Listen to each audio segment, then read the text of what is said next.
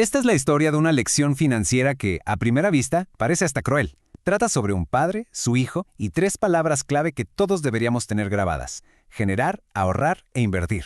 Una lección que, la verdad, podría cambiar la forma en que vemos el dinero para siempre. Todo arranca con una pregunta que de entrada incomoda, ¿no? ¿Es justo cobrarle renta a tu propio hijo de 18 años que vive contigo? Pensemos un poco en la situación. Apenas terminas la prepa, estás viendo qué onda con tu vida y de repente tu papá te dice que tienes que pagar por vivir en el mismo cuarto de siempre. La primera reacción, obvio, es de shock. De ¿cómo? ¿Es neta? Y bueno, para entender todo este embrollo, vamos a la primera parte, la lección incómoda, o sea, el plan de Martín. La regla era sencilla y directa: $300 al mes. Y ojo, no era para que Martín se hiciera rico, sino para que Diego entendiera que había que cooperar con lo básico: los servicios, la comida, los gastos de la casa. Para su padre, la elección era la base de todo. Para poder gastar, pues primero hay que aprender a generar. La reacción de Diego fue la que cualquiera de nosotros seguro tendría. Pero es que mis amigos no pagan nada en sus casas. Es el argumento clásico, ¿no? Compararse con los demás. Y aquí es donde está el verdadero problema. Creer que la responsabilidad financiera es algo que siempre le toca a alguien más, o que se puede dejar para después. Y es que aquí vemos el choque de dos realidades totalmente distintas. Por un lado, Martín, un tipo estable, sin deudas, pensando siempre a futuro.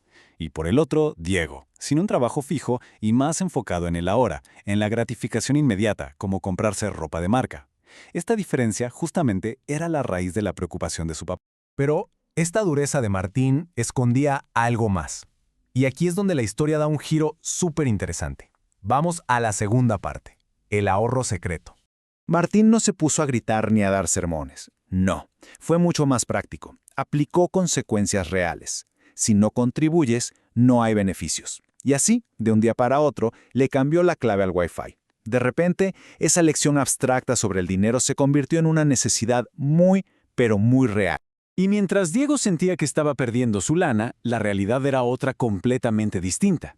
Cada dólar que entregaba, como esos primeros 400, no se gastaba. Martín los guardaba en secreto en un sobre. O sea, no era un cobro, era más bien un traslado de fondos. Esto, que suena medio rudo, en realidad tiene un nombre: ahorro forzoso. La idea que un contador le explicó a Martín es que el verdadero aprendizaje financiero a veces necesita sentirse. O sea, cuando sientes el dolor de que te quitan algo, aprendes a valorarlo de verdad para no perderlo en el futuro.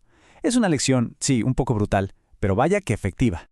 Y esta frase lo resume absolutamente todo. No le estás cobrando renta, le estás cobrando futuro. El plan nunca fue quedarse con el dinero de su hijo, sino construirle un capital inicial sin que él se diera cuenta. Y de paso, enseñarle el valor de la disciplina. ¿Y el plan funcionó? Pues sí que funcionó. Con esto entramos a la tercera parte: el precio de crecer, o sea, la transformación de Diego. Este cambio no pasó de la noche a la mañana, para nada. Fue un proceso lento. De la negación total, pasó a pagar a veces sí y a veces no, hasta que finalmente agarró la onda y se disciplinó. Para los 24, Diego ya era otro. Hacía presupuestos, cocinaba en casa para ahorrar e incluso ya hablaba de mudarse.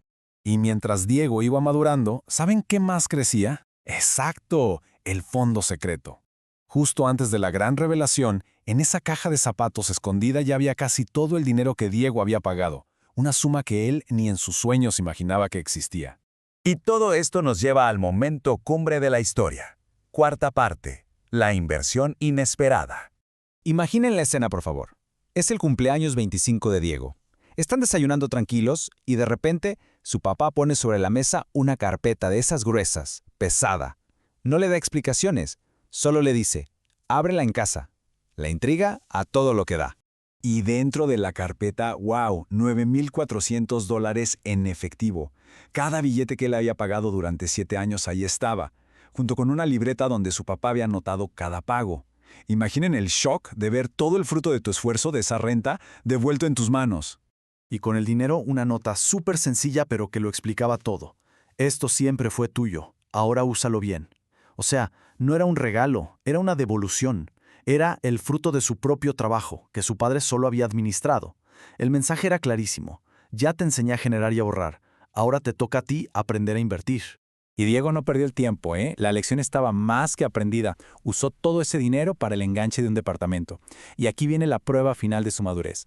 Cuando vio que le faltaban $600, no fue corriendo a pedírselos a su papá. No, buscó la forma de conseguirlos por su cuenta. La independencia financiera ya era una realidad. Pero la vida, pues es la vida. Y siempre trae nuevos retos. La lección no había terminado del todo. Y con esto llegamos a la última parte, el círculo de la disciplina. La vida sigue su curso. De repente, su novia pierde el trabajo y las cuentas ya no salen. Diego se enfrenta a la posibilidad de perderlo todo, de perder el departamento. Era su primer gran examen financiero como adulto, y no le quedó de otra más que volver a pedirle ayuda a su padre. La respuesta de Martín fue otra lección magistral. ¿Qué hizo? Le prestó el dinero, no se lo regaló. Le enseñó que ser independiente no significa no necesitar ayuda nunca, sino tener la responsabilidad de cumplir con tus deudas y devolver los favores. Y este es el resultado final de esa larga y a veces difícil lección. Diego cumplió su palabra, pagó el préstamo y, años después, terminó de pagar la hipoteca de su casa. Y lo mejor de todo, ya con 38 años y una hija de 18, replicó la enseñanza con ella. Claro, adaptada a su estilo. El círculo de la disciplina financiera se había completado. Al final, toda esta historia nos deja con la misma pregunta del inicio, pero ahora la vemos desde otra perspectiva. ¿Qué enseña más? ¿Proteger a los que queremos de cualquier dificultad o dejar que la vida les duela un poquito para que aprendan a ser fuertes? La respuesta, la verdad, no es nada fácil.